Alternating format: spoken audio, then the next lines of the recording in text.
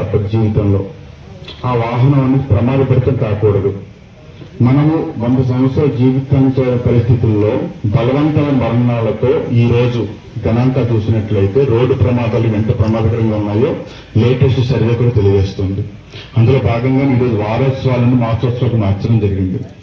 ఎంత అవేర్నెస్ కలిగించాలంటే ఇందులోని పొరపాటు కేవలం డ్రైవర్లుగా, ప్రయాణికులుగా, రోడ్లుగా, ప్రభుత్వానిగా లేదా వ్యక్తులుగా మానసికత ఇవి కాదు.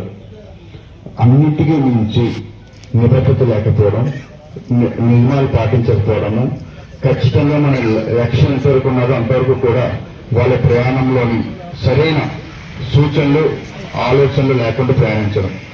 నేను గమనించింది ఏంటంటే లేటెస్ట్ గా 4 ఉదాహరణ చెప్తాను చూడండి.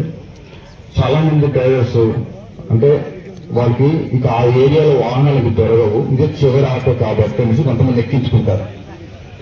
మీరేమనుకుంటారంటే అది చివరి వాహనం మీరు అనుకుంటారు, అది చివరి ప్రయాణం వాళ్ళకి అవుతుంది. ఒకటో విషయం. రెండోది, విద్యార్థులు చాలా మంది ఏం చేస్తారంటే ఒకే దగ్గర గుమ్ముగురు. నేను కూడా ఆటో పైన కూర్చుని ప్రయాణం చేసిన 2 times చూశాను. అతను అడిగాను, ఎందుకంటే ఒక లైసెన్స్ లేదు, కనీసం ఇన్సూరెన్స్ కూడా లేదు, పైగా ఏజ్ కూడా 18, 19 ఉన్నది. ఇలాంటి చిన్న వయసులో కూడా వాహనాలు ఇవ్వడం.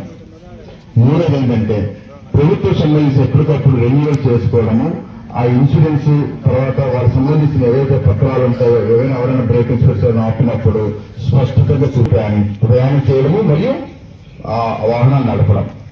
ఇది కాకుండా ఓవర్ నిద్ర లేకపోయిన సమయంలో కానీ లేదా ఏదో దాని ఏమంటారు అంటే ఇంట్లో ఉన్న పరిస్థితుల్లో తలుచుకుంటూ తన మానసిక స్థితిని అప్పటికప్పుడే చేయడం, ఇలా చేయడం వల్ల కూడా ప్రయాణం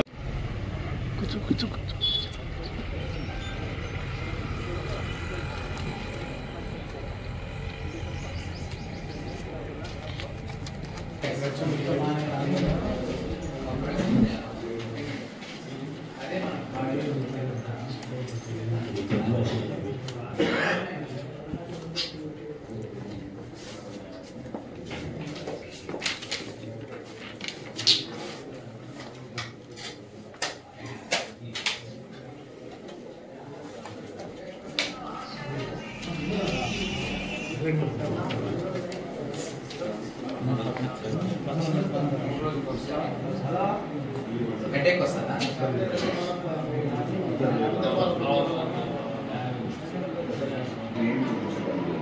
బట్ వాళ్ళు ఏదో ట్రాన్సాక్షన్ వేయడానికి పోతుందేమో. 2, 5, 3, 6